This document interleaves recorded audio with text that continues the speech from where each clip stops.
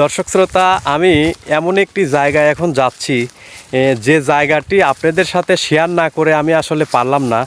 আসলে জায়গাটি দেখতে থাকুন, দেখেন আমি কত সুন্দর একটি জায়গায় আপনাদেরকে নিয়ে যাচ্ছি দেখানোর জন্য।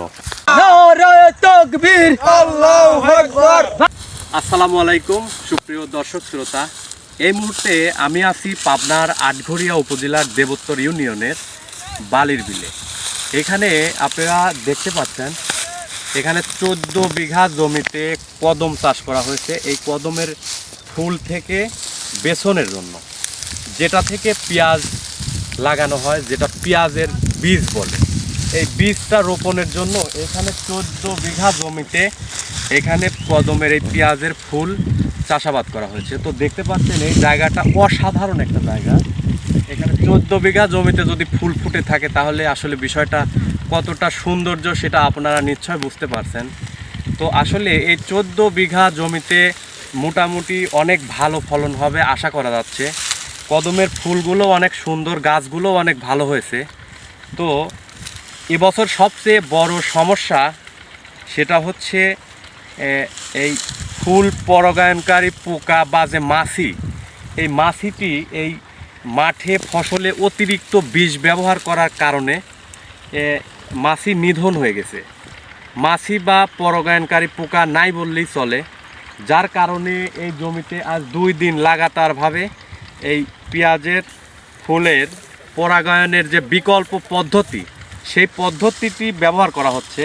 তো সেই পদ্ধতিটি হচ্ছে এভাবে পেঁয়াজের ফুলের এভাবে ধরে আরেকটার সাথে এরকম হাত মিলানো হচ্ছে। এতে কি হচ্ছে, একটা ফুল থেকে আরেকটা ফুলের পরাগায়ন হচ্ছে। এইভাবেই যতগুলো এখানে লক্ষ লক্ষ ফুল আছে, এই লক্ষ লক্ষ ফুলের প্রত্যেকটা ফুলকে এইভাবে ছুঁয়ে দিতে হয়েছে।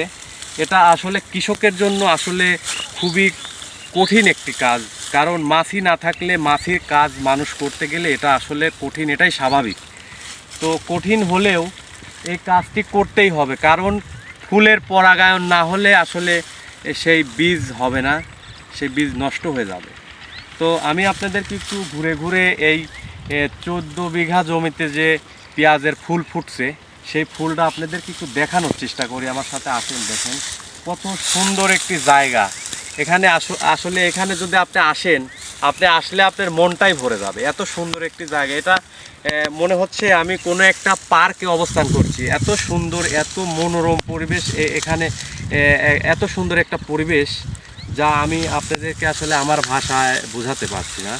তো আপনারাও যদি মন চায় তাহলে এই জায়গাটিতে এসে ঘুরে যেতে পারেন। তবে সতর্কতা আছে, এখানে আপনারা পেঁয়াজের জমির যে মাঠ, এই মাঠের এই বিঘা জমিতে ঢুকবেন না। জমির চার কিনার দিয়ে ঘেরা দেওয়া আছে, আপনারা চাইলে চতুর্দিক দিয়ে ঘুরে ঘুরে দেখতে পারবেন, তবে ভিতরে কেউ প্রবেশ করবেন না। দেখি কিরকম